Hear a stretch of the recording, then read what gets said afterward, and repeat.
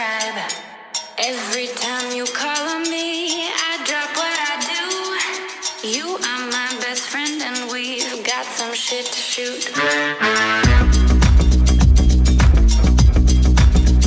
Who is the guy that never wrote a single line of code and called experimenting with LSD an important phase of his life that revolutionized the tech industry? Steve Jobs, the mastermind behind Apple, that's who. Steve attended Reed College but dropped out after a semester and instead attended homebrew computer club meetings with his friend Steve Wozniak. Together, they created Apple II computers in Jobs' garage with a 1,350 capital and founded Apple Computer on April Fool's Day, 1976. In the 1984 Super Bowl ad, Steve Jobs introduced the Macintosh, the first successful small computer with a GUI and the building block for Apple's future success. A garden of pure ideology, ready to welcome a bloom, secure from the pests of any contradictory force. Our force is more powerful a weapon than any fleet or army on earth. We are one people, with one will, one resolve, one cause. Our enemies shall talk themselves to death, and we will fight them with their own confusion. We shall prevail. On January 24th, Apple Computer will introduce Macintosh, and you'll see why 1984 won't be like 1984.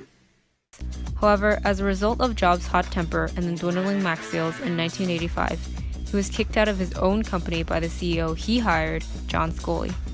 Jobs was devastated and sold all but one of his 65 million Apple shares to create his own startup company, Next Step.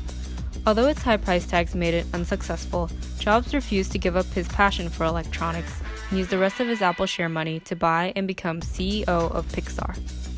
He also saved Apple by introducing the aesthetic iMac, iBook, and eventually iTunes and the iPod in 2001. Apple turned into a global business, and in 2003, the first Apple retail store was opened in Tokyo. There are now 502 stores in 24 countries worldwide. In 2013, Apple became one of the top 10 in the Fortune 500. In addition to doing your best, Jobs' keys to success include Jobs told Stanford University graduates in 2005, do what you love no matter what it happens to be. Life's going to hit you in the head with a brick. Don't lose faith. I'm convinced that the only thing that kept me going was that I loved what I did. You've got to find what you love. And that is as true for work as it is for your lovers. Your work is going to fill a large part of your life, and the only way to be truly satisfied is to do what you believe is great work. And the only way to do great work is to love what you do. If you haven't found it yet, keep looking, and don't settle. Jobs also believes in sell dreams, not products. Jobs famously explained that iPhone was not just a phone, but a lifestyle. Jobs also mastered the message. You can have the greatest idea in the world, but if you can't communicate your ideas, it doesn't matter. Jobs was one of the world's greatest storytellers. His introduction for iPhone was simply amazing.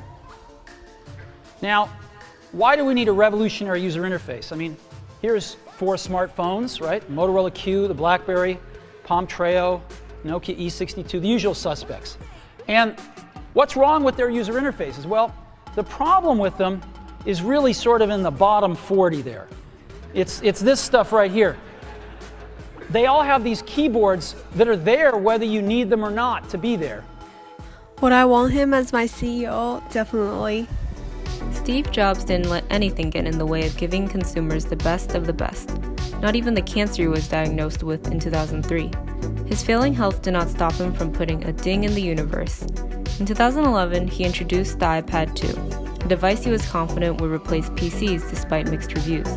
Later that year, he gave the world iCloud, before passing away peacefully in October 2011. Throughout his career, Jobs learned to believe in himself, learn from his failures, and to never stop at success. Although he had no idea what he was going to do out of college, was kicked out of Apple, and created an unsuccessful startup company, he knew it was his job to bring Apple to the top. In a 2005 Stanford speech, Jobs said, Again, you can't connect the dots looking forward. You can only connect them looking backwards.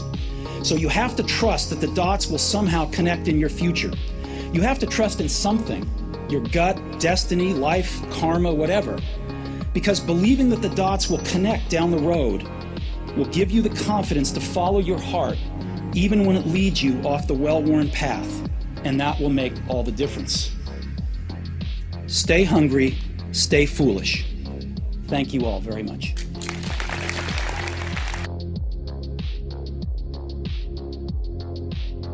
I think that I'll keep loving you way past 65. We made a language for us two, we don't need to describe. Every time you call on me,